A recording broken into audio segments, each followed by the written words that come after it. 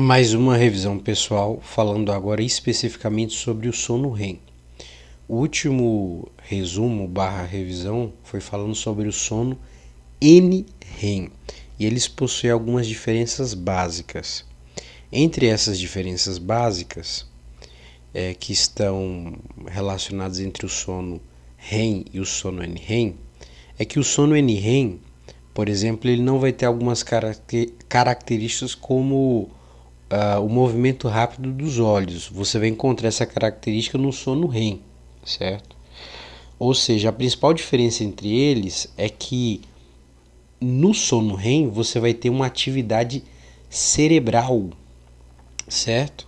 E você vai ter alguns processos corporais acontecendo. Por exemplo, no sono NREM, que compõe cerca de 75% do nosso tempo de sono, ele é dividido lá nos estágios que já foi comentado, transição da vigília para o sono, certo?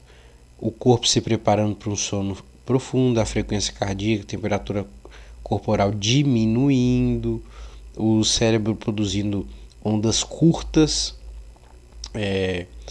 que vão induzir o sono, e enfim, vai induzir o sono profundo e restaurador, né? A atividade cerebral, a frequência cardíaca, a respiração, tudo começa a diminuir. Isso no sono NREM, certo? É nesse estágio que o corpo ele se recupera, que o sistema imunológico se fortalece e o hormônio do crescimento é liberado, certo? E é muito difícil você acordar alguém nessa fase. Ponto. Esse é o sono NREM. Agora, quando nós falamos do sono REM, o sono REM ele representa cerca de 25% do nosso tempo de sono e é a fase mais ativa do sono. É muito interessante. Ela geralmente começa cerca de cada ciclo de 90 minutos, certo? Tudo isso vai ser repetido. Ela está relacionada a muitas características singulares e até desesperadoras e engraçadas que acontecem enquanto uma pessoa está dormindo. E nós vamos falar dessas características. Então, em resumo, o sono NREM ele é o sono, vamos dizer assim, restaurador do corpo, e o sono REM ele é o sono restaurador da mente. E ambos, claro, são essenciais para a saúde física e mental. Dormir é importante, né? Então, vamos começar aqui especificamente falando que nós temos aqui o sono NREM, certo? Deixa eu tirar essa parte aqui. Que ele vai induzir um sono profundo e tal, mas quando está num sono leve é fácil de acordar. Vou tirar isso aqui. E o sono NREM, depois do sono NREM nós temos aí o sono REM, que aumenta a atividade cortical. Lembrando que eu vou falar de maneira muito rápida e superficial aqui, tá bom? Mesmo que terá alguns pontos bem relevantes e que você pode considerar um pouco profundos, mas eu vou ser bem rápido e superficial. Então, no sono REM você tem uma atividade cortical, atividade lá do córtex cerebral, nós vamos comentar sobre isso. Falamos lá sobre os 25%. Vamos dizer que ele vai aparecer 5 vezes por noite, né? Uma pessoa que dorme ali um horário normal ali 7 horas, uns 5 ciclos de 90 minutos, então vai ter 5 fases do sono NREM, e ele vai estar relacionado aí com atividade de alguns núcleos que já foram falados, certo? Alguns desses núcleos vão estar correlacionados também com a parte motora, certo? Vão estar relacionados com algumas ondas específicas de transmissão, mas basicamente eu vou pontuar aqui alguns núcleos que já foram ditos. Por exemplo, a formação reticular contínua. Ela está relacionada ao sono REM. Então, quando a pessoa tem uma lesão na formação reticular contínua, você vai ver que ela vai ter o sono REM diminuído ou a inexistência do sono REM. Então, a formação reticular está relacionada. Presta atenção nisso que eu falei, vai se repetir mais uma vez em outro raciocínio. Ainda falando sobre sono, eu vou pular aqui para a parte a parte que diz sobre colinérgicos. Quando nós falamos do sono da vigília, na verdade, nós vemos que ela possui um estado colinérgico-aminérgico, ou aminérgico-colinérgico. No sono REM, nós teremos neurotransmissores excitando aquele metabolismo basal, o prosencéfalo basal, que irá estar relacionado com a produção de acetilcolina. Então eu vou dizer que o sono REM está em um estado colinérgico. Existem outros pontos para serem ditos, mas estou dizendo que é uma revisão rápida e um resumo. Essa região desses vários núcleos que estão correlacionados aí ao sono REM, uma dessas regiões aí nós vamos chamar de área peribraquial, simples assim.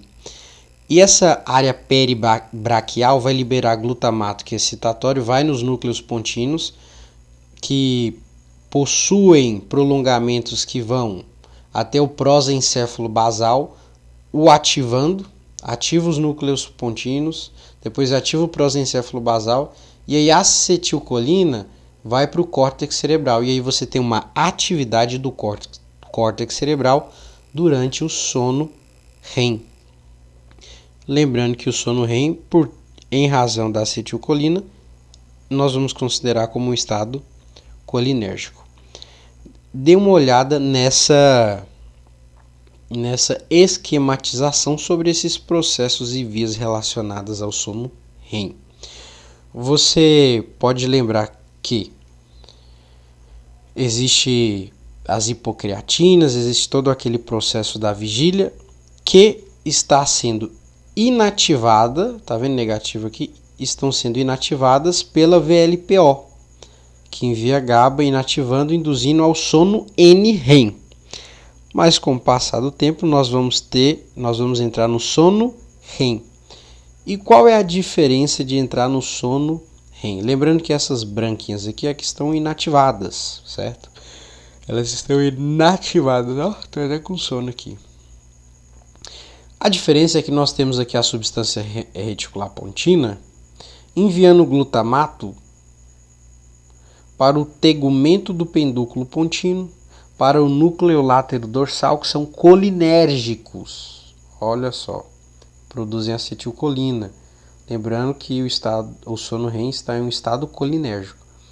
Então esses núcleos, tegumento pendúculo pontino, núcleo látero dorsal, colinérgico, vão ativar o prosencéfalo basal.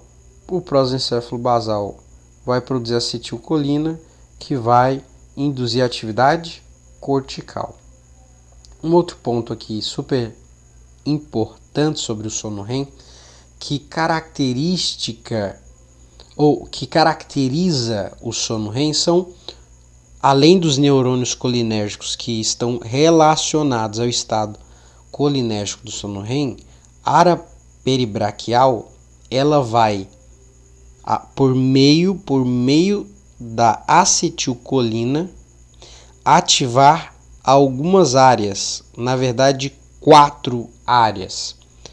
Olha comigo: área pré-óptica lateral, tectum ou teto, núcleo subceruleu e a formação reticular pontina medial, que você já está sabendo que ela vai induzir o neurônio colinérgico do prosencéfalo basal e induzir a atividade do córtex cerebral. Então você vai ter muita atividade no córtex cerebral no sono REM. Vamos começar aqui detalhando o porquê isso daqui é tão singular, tão interessante. A primeira coisa que você não vai esquecer da área pré-óptica lateral é o seguinte: um pai e uma mãe que tem um filho recente, esse filho ele começa a dormir no berço e esse pai, às vezes essa mãe, viajam e o pai ou a mãe quer colocar esse filho dormindo junto com eles ou com um deles, vamos dizer, certo? Olha essa história. E essa mãe, ela dorme bem, esse pai dorme bem, sabendo que o filho está tranquilo. Mas tem uma coisa: filho precisa dormir na cama dele. O corpo da mãe e do pai mudam à noite. O que acontece à noite no sono REM? A área pré-óptica lateral ela é ativada pelos neurônios colinérgicos da área peribraquial, induzindo uma ereção peniana e clitoriana nessa mãe e nesse pai. Então o corpo muda à noite, o local de criança é no berço. Eu fiz essa correlação aqui curiosa, né? Para não esquecer, porque realmente eu acho que eu já escutei isso de alguma palestra de psicóloga, não falando exatamente sobre o que ocorre, mas ela usou o termo o corpo muda à noite, o local de criança é no quarto dela, é no berço dela. Interessante, né? Bem, acho que você não vai esquecer, esse exemplo foi bem marcante. E aí, você lembra lá dos colículos inferiores e colículos superiores? Os colículos inferiores estavam relacionados à audição. Agora, os superiores, lá no teto, estavam relacionados à visão. E lá no teto, os neurônios colinérgicos da área peribraquial vão estimular os colículos superiores lá no teto, que vão induzir um movimento rápido dos olhos. Então, quer ter certeza que a pessoa está dormindo, na fase profunda, vai lá, pega a pupila dela, abre, se o olho estiver mexendo, bem rapidinho, ela está dormindo profundamente, vamos dizer assim, né? Bem, os neurônios colinérgicos da área peribraquial, eles também vão emitir prolongamentos e vão enviar neurotransmissores excitatórios. O neurotransmissor excitatório, se o neurônio é colinérgico, é acetilcolina. E vai induzir o núcleo subceruleu a intensificar uma inibição que já existia. Quando nós estávamos falando do sono NREM, você já havia uma sinalização que inibia a musculatura para a pessoa relaxar, para a pessoa descansar de fato. Agora, nessa parte do sono REM, o núcleo subceruleu ele vai intensificar esse sinal para essa pessoa, para o corpo ficar cada vez mais relaxado e os músculos ficarem relaxados. E aí, esse núcleo subceruleu ele vai enviar esse sinal bem forte para relaxar os músculos para o núcleo magnocelular lá do bulbo. E o que acontece? Esse núcleo magnocelular ele vai fortemente pegar esse sinal e transformar ele ainda mais forte para silenciar o corpo, para o corpo descansar. E esse núcleo magnocelular ele deixa mais forte esse sinal e ele envia prolongamentos para os neurônios motores relacionados aí à movimentação, bem forte esse sinal. E aí esses neurônios motores são inativados. Isso aqui é interessante. Completamente inativados. Então você tem uma atonia muscular, você não tem tônus muscular, o músculo relaxa. É como se você tivesse uma paralisia completa. Se você tomasse uma anestesia geral completa muito forte, aí você não consegue movimentar nem o dedinho do pé, nem o dedo da mão, não movimenta nenhum músculo. Você está com uma paralisia e ocorre justamente na parte do sono REM. Você percebeu que o sono REM ele possui algumas características muito próprias dele, certo? E falando sobre alta frequência da ativação do córtex cerebral, que nós sabemos que os neurônios colinérgicos, por meio da acetilcolínica, a área peribraquial, vai ativar a formação reticular pontina medial, vai ativar os neurônios colinérgicos do prosencéfalo basal, que vão enviar acetilcolina para o córtex cerebral, e o córtex cerebral vai aumentar a sua atividade em excesso. Aí o que acontece? Tá vendo um amigo do lado aqui, ó? Ah, tá, só um detalhe. Tá vendo essa atividade do córtex cerebral? Aí a pessoa vai ter vivid dreams, sonhos vívidos. Sonhos vívidos lá no cérebro, com cor, vai parecer que é real. E aí o que acontece? como tem uma grande atividade do córtex cerebral, nós sabemos que o nosso amigo, agora sim falando nosso amigo verde aqui, inibiu os neurônios motores, beleza, uma paralisia total. Isso impede que a pessoa do nada ande. Tá dormindo aí, sonâmbulo, começou a andar, começou a falar, tem uns movimentos, certo? Isso significa dizer que essa área não foi bem inibida, essa verdinha aqui. Se essa áreazinha aqui não foi bem inibida, então a pessoa vai andar, vai falar, vai se movimentar e ela está dormindo. Porque você tem ela está sonhando e ela tem uma intensa atividade do córtex cerebral, né? E a falta de inibição disso aqui vai fazer com que essa pessoa aí chute alguma coisa, role, caia, enfim. Vire um sonâmbulo. Interessante, né? Agora, se nós entramos num sono profundo, pode fazer o que for, a pessoa não acorda. Não acorda. Se está tudo certinho, entrou no sono profundo, está tudo funcionando. É importante destacar que o corpo ele precisa de rotina. Então, sim, né? Uma rotina de sono é importante. Você acordar e dormir sempre no mesmo horário para poder o cérebro organizar todo esse processo de sono REM, sono NREM, certo? E aí, se você, por exemplo, acorda sempre com despertador, né? Eu acordo sempre com despertador. Pois é, já está relacionado aí a uma rotina, você colocou ali, o seu cérebro entendeu, mas mesmo assim, se estiver num sono muito profundo, tem que tocar uma vez, duas vezes, três vezes para você acordar. E todo esse processo, ele é modificável. Então, se você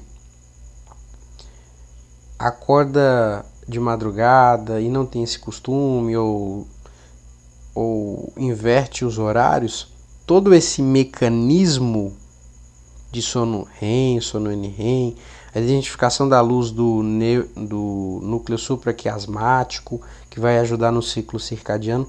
Uma pessoa que está no Brasil vai para a China, mudou, então ele vai se adaptar, mas o corpo, para ele ter um potencial cognitivo total, vamos dizer assim, é importante você ter uma rotina de sono. Na verdade, é importante você ter uma rotina de vida. Essa é a verdade. Então, o que acontece? O cérebro, ele reorganiza o ciclo baseado nos seus hábitos. Então, se você quer ser, eu coloquei aqui o Superman ou a Mulher Maravilha, em outras palavras, se você quer ter uma cognição, uma facilidade para aprender, você precisa ter uma rotina do sono. Você precisa ter uma rotina de vida, certo? E aqueles tratamentos com ondas beltas, deltas, alguns tratamentos de sono aí, eles,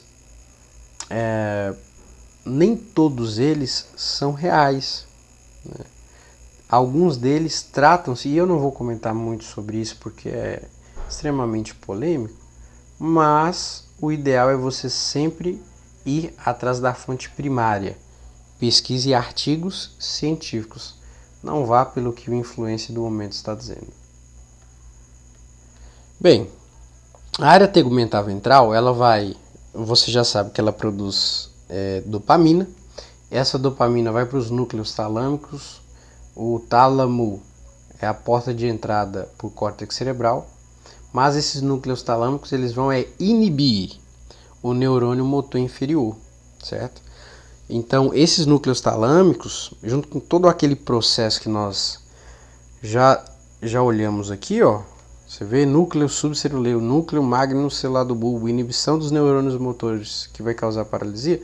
Então, o que acontece? Você ainda tem a dopamina da área tegumental ventral nos núcleos talâmicos, induzindo a inibição desses neurônios motores.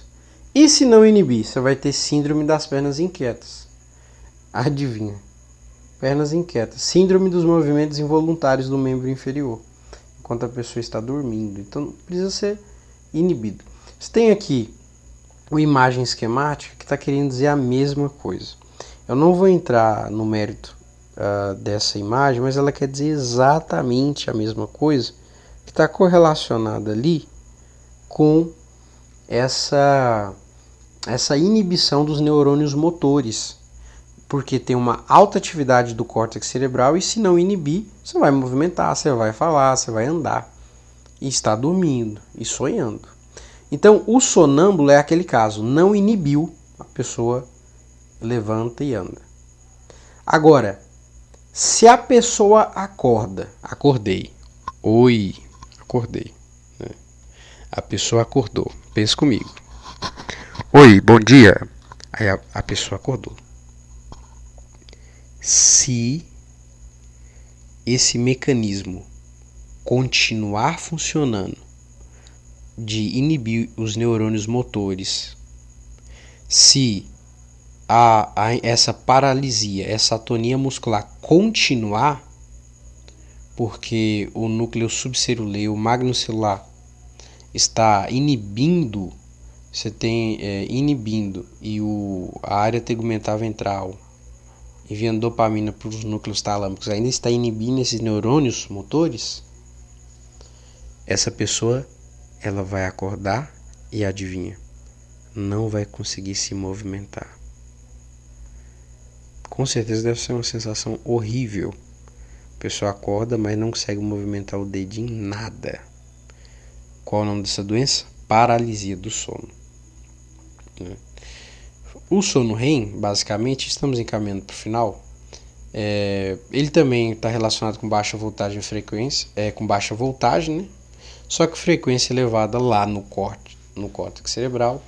Diminuição do tônus muscular, claro que sim. Nós sabemos que o tônus muscular está acontecendo uma paralisia que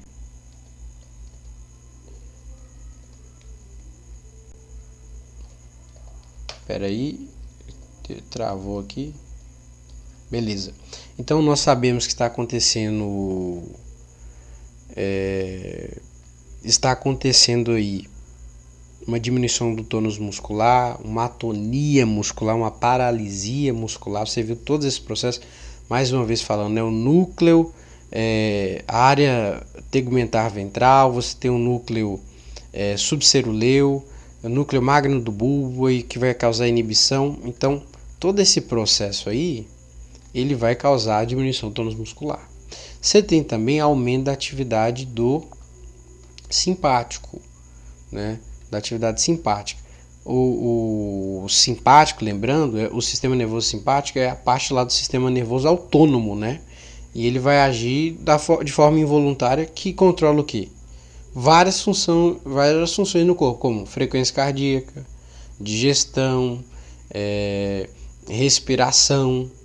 E aí o negócio é que ela prepara o corpo também para o quê? Para luta e fuga. E você tem uma alta atividade ali.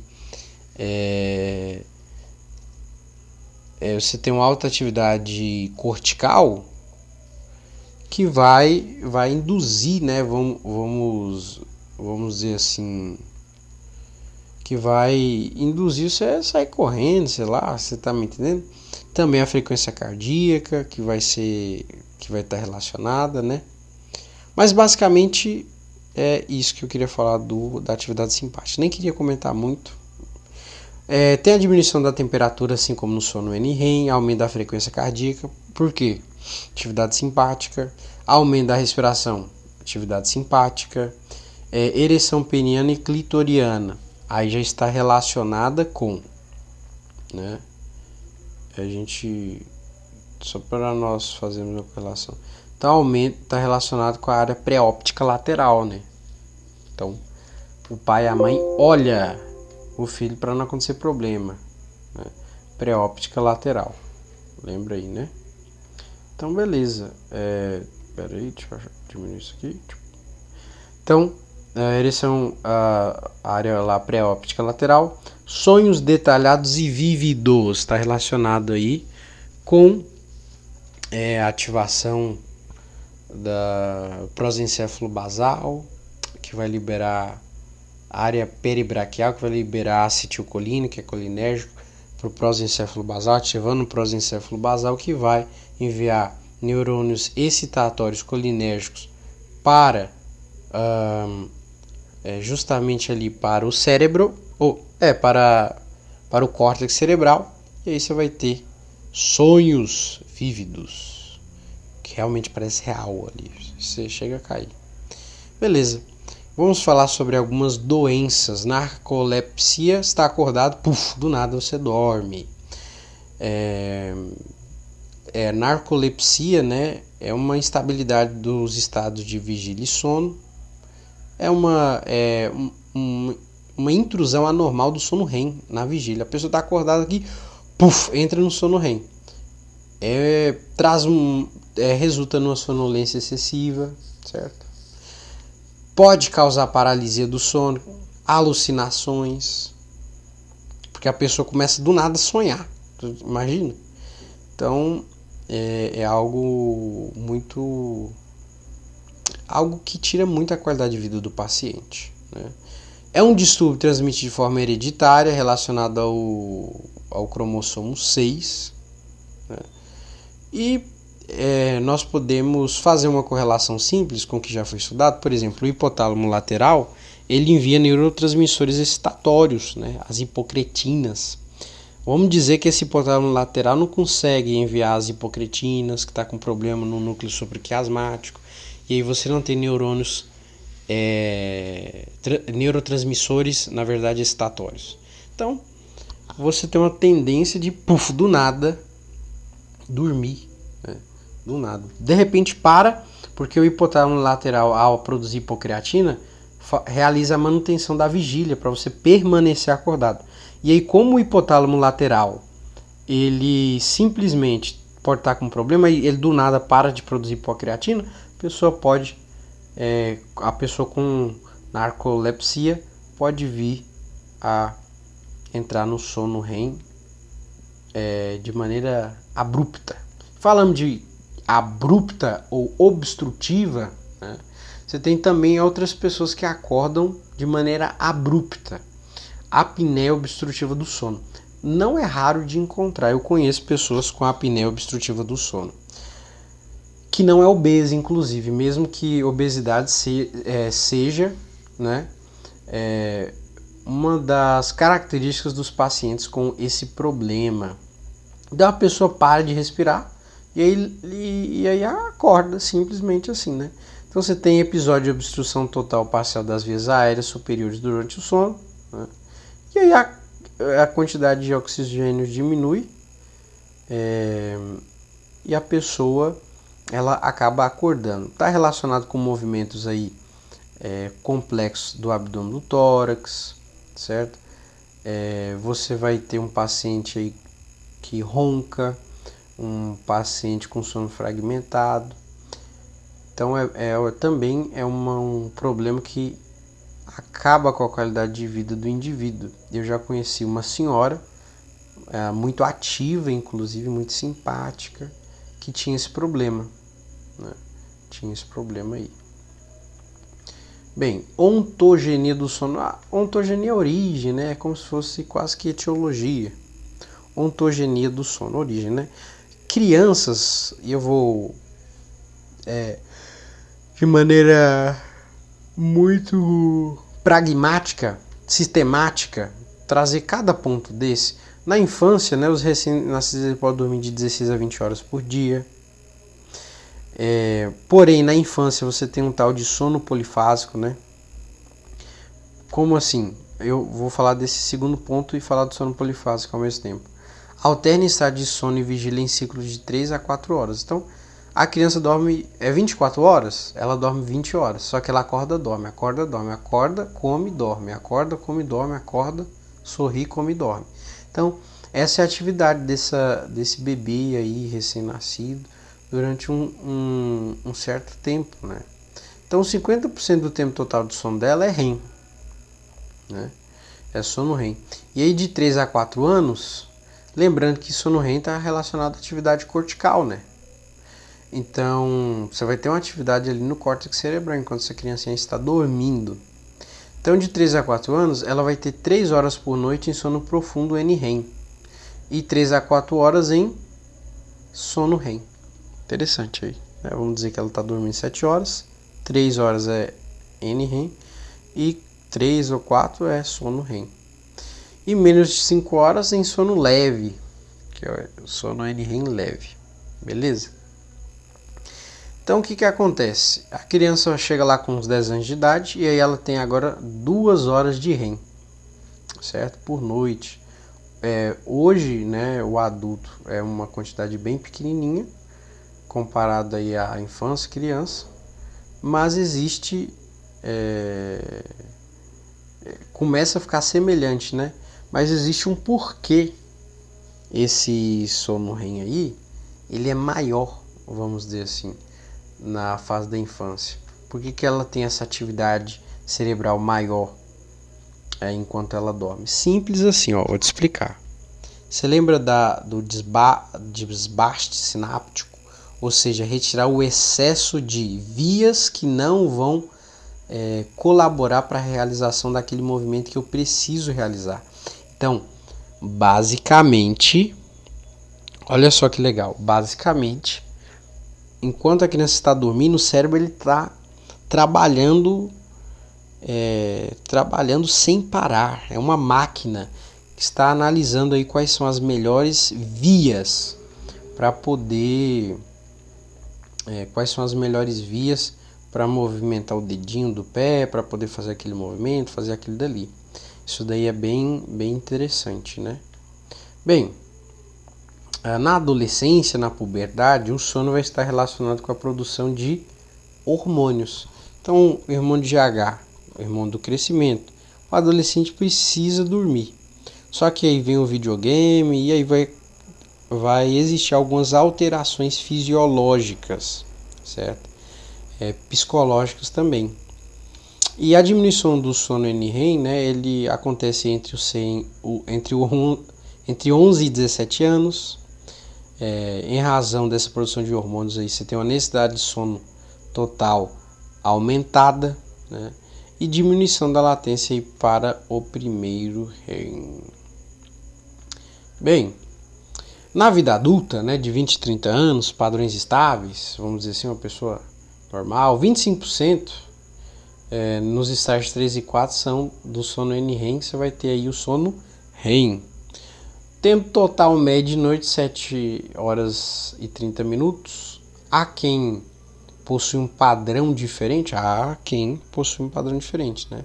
Mas via de regra, a maioria precisa ficar acordado de dia e dormir à noite. Não dormir de dia, dormir à noite. Trabalhar de dia e dormir à noite, né? Os padrões começam a mudar entre os 40 e 45 anos. E aí, no caso, homens, né, e mulheres de 50 a 55 anos, esses padrões aí eles começam a mudar. Então, se você quer ter qualidade de vida, tem uma rotina, né, para que o corpo ele possa melhor se organizar para trabalhar, né? O CEO do seu corpo, da qualidade de vida do seu corpo, do seu sono é você. Ninguém pode fazer isso por você. Uma das formas é ter uma rotina de sono. Bem, falando agora sobre indivíduos na fase... os indivíduos mais experientes, né? Você tem aí uma redução gradual do sono NREM, né? Então acaba que esse idoso, essa idosa, está entrando naquele sono polifásico lá da criança, né? Ela dorme cedo, acorda cedo e tem alguns cochilos durante o dia, né? Então, indivíduos assim são indivíduos que possuem mais idade. Agora, você pega o indivíduo que ele trabalha à noite, a tendência é ele envelhecer mais rápido, certo? É ele envelhecer mais rápido. Isso é um ponto interessante. A maior parte do sono é leve e é frequentemente interrompido. É como se fosse o sono polifásico, né? E aí, para finalizar, você tem aqui uma tabela gradual. Eu queria colocar outra tabela aqui e esqueci de colocar. E eu não vou voltar para colocar, não. Mas é a tabela de Gauss, que faz referência para entender que a maioria das pessoas seguem essa lógica aqui. Ah, mas fulano só dorme à tarde e dorme quase nada à noite. Então, há algumas pessoas que possuem características muito específicas. Mas, via de regra, é isso aqui. Dormir à noite bem e ficar acordado de dia. Bem, relacionando aqui a idade e horas de sono diário, você tem aqui o sono REM e o sono NREM. O sono REM, que está relacionado com a alta atividade do córtex cerebral, você pode ver que ele vai diminuindo com o tempo. Não significa que a pessoa, ela, quando for mais velha, vai ter problemas cognitivos, porque existem muitas pessoas saudáveis, mentalmente falando, cognitivamente falando, e que estão relacionadas aí ao sono REM, que estão relacionadas aí mesmo com a diminuição do sono REM.